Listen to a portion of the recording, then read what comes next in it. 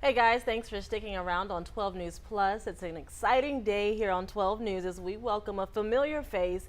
You guys know him, my new co-anchor, Nick Canizales. Oh my gosh, I'm so happy to be back here. You know, this has been it's been a long time coming. This is my third time around here at 12 News. I started here in 2002, and like I was telling the newscast earlier, 6 months before Patrick got here, and actually got hired on in production. I doing studio cameras. So I did studio cameras for 2.5 years.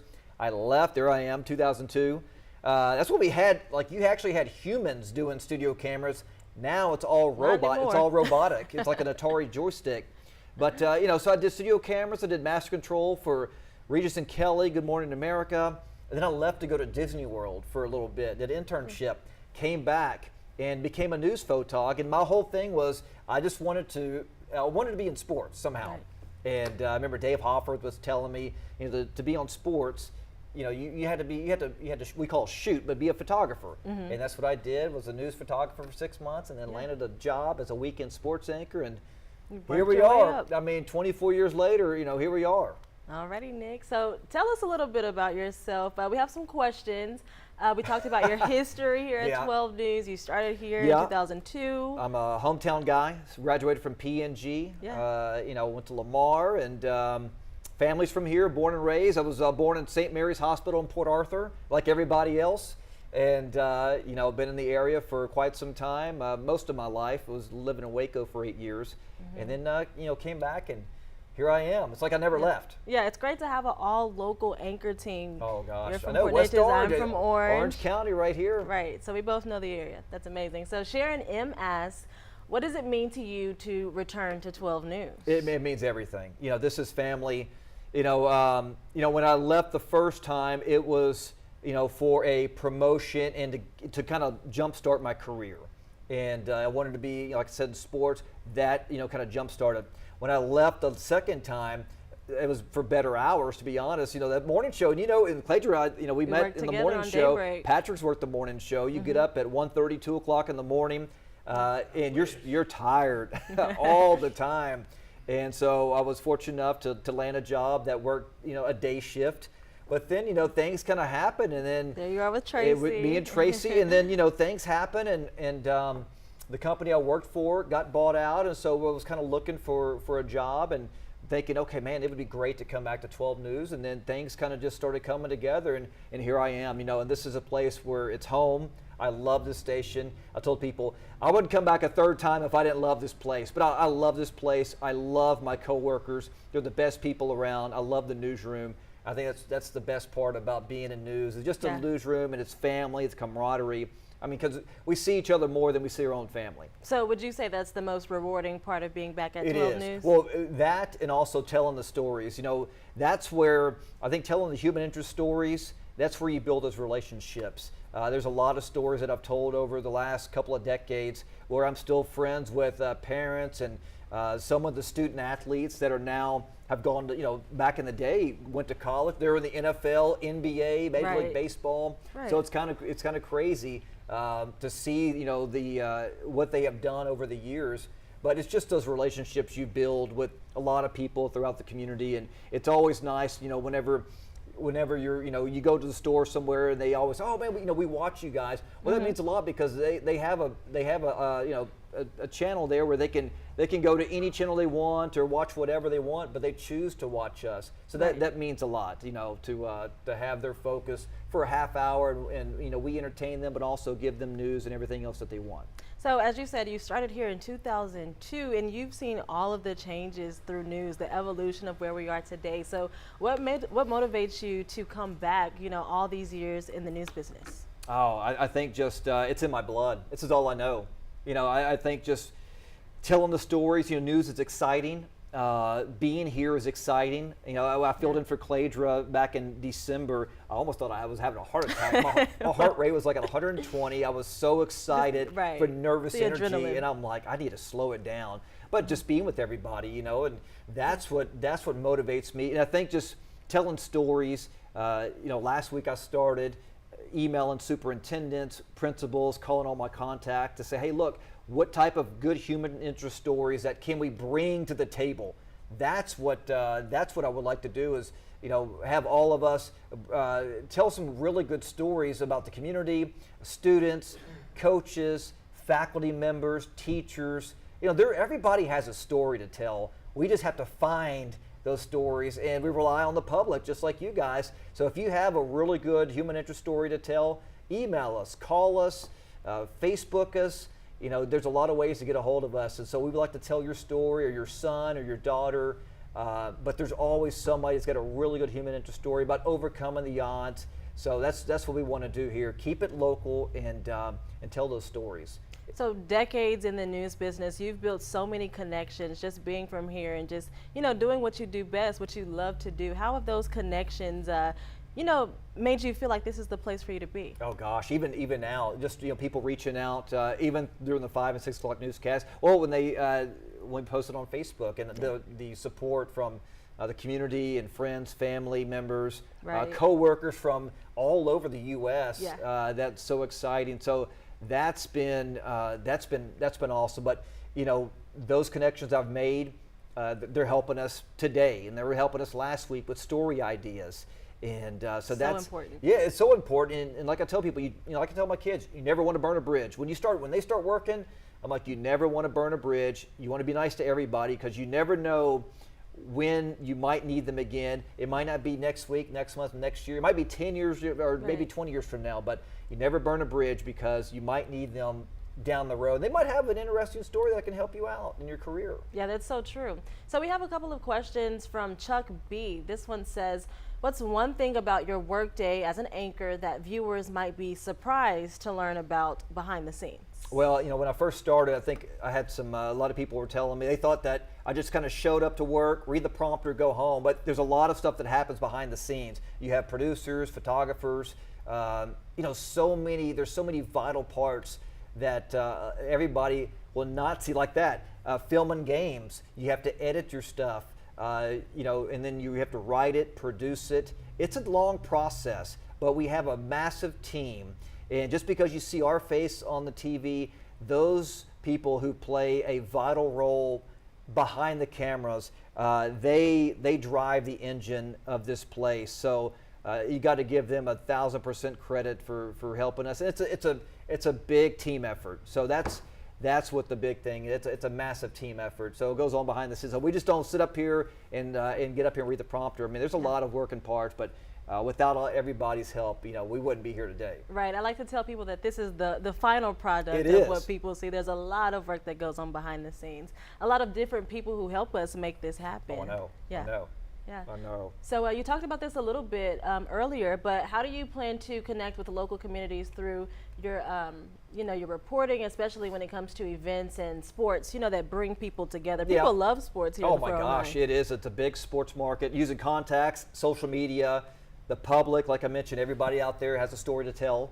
It's getting that parent, teacher, coach to reach out to us, to the newsroom, to tell that story. And that's just the big thing, is to for everybody to come out here and reach out. Like I said, there's nothing more we love than a really, really good human interest story that, like I said, somebody that overcomes the odds, or and we have some unique things going on, but it's what we call water cooler talk. When somebody sees that story and kind of talks about it the next day or the next day after, it says, hey, did you see that story on 12 News about that one kid or that teacher did such a great job? So that's what we're trying to do here. It's local. You're not going to see it in any type of national news. You're not going to see some of these towns in Southeast Texas. That's why we're here, to tell those stories and be the voice of the voiceless. That's what we want to be, the voice of the voiceless. So I have one question for you, Nick. You've been in the business for so long, so you have to have a funny or embarrassing moment, something that you didn't expect. Can you remember anything? Live shot. I've flubbed words. One time I actually rolled off the side. It was at my old station when I first was a weekend anchor. You rolled off the well, side? Well, we had a set that was lifted up, and I was trying to move my chair, and in the middle of the live broadcast, I actually fell on the ground. And didn't hurt myself. Funny. Yeah, that was my anchors were cracking up, but that was wild. I had to set my chair back up. Just kept on rolling like it didn't happen. But yeah, we've had some wild moments. Yeah. There's too many to count. But no, live that's TV for you. Dude, anything can happen in live TV. The prompter will go out sometimes.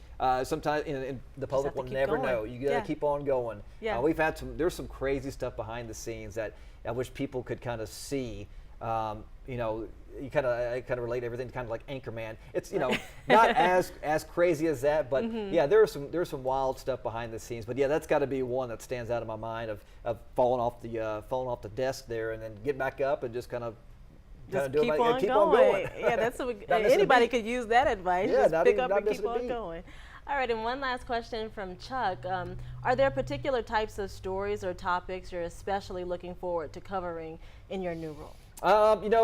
Just a variety of things. And like I mentioned, we want to be the voice of the voiceless and help viewers with whatever problems they might have. Like I mentioned, we want to fix things. If you guys have something that we can help you with, please reach out to us. We want to help you guys out. We want to help whatever needs construction's a big thing around Southeast Texas. Right. Any type of routes or whatever we can do to help this community stay informed day in and day out, night in and night out. We try. That's our job. We don't close. So I tell people, news is 24/7. This place never closes. That's right. And we have a duty to. We have a civic duty to bring you guys the information as it happens, right. And to keep you guys informed, keep the public informed, and make sure that we get everything right, we get the facts right, and because there's a lot of things that you want to be first in everything, but when it comes to this particular job, being first is not always not always right. Be accurate. You want to be accurate and have the correct information and make sure that everything is correct. And before we put it out there, right. And so, but no, that's it. Just whatever stories that you guys might have, like I said, send them over, shoot us an email or anything, and find us on Facebook, and that way we can send our reporters out and tell those stories that need to be told. And I know your family is so proud of you, Nick. Your spouse and your children, your parents. I love them to death. They're my big supporters, family, and the wife and kids, and I would not be here without them. They have been super. There's my son Cade. He graduates this year, and he has a birthday coming up. He's got a birthday next month. That's when he was in the hospital. The Rockets were on a 22-game win streak, so that's why I chose that Rockets onesie. But so we got 3 kids, and they keep us busy, and it's I do this for them, and being trying to be a great role model, being a great dad, and I can't say how proud I am of all of them, of what they do, and I just want them to know how proud I am. And I know they've been texting the last couple of weeks and every day, hey, Dad, how'd it go? How did things go? And so that's what makes everything proud. And this guy too. Yeah, Patrick's back with us, but before that, we have one more question. This one's from Brandon R. It's a fun one. What teams do you represent? All right, listen. So college, Lamar, obviously. Baylor University, since I covered them for 8 years. Go Bears. Dallas Cowboys. They drive me nuts. Oh, the viewers are gonna love They you. drive me nuts. I'm telling you, since they haven't done anything.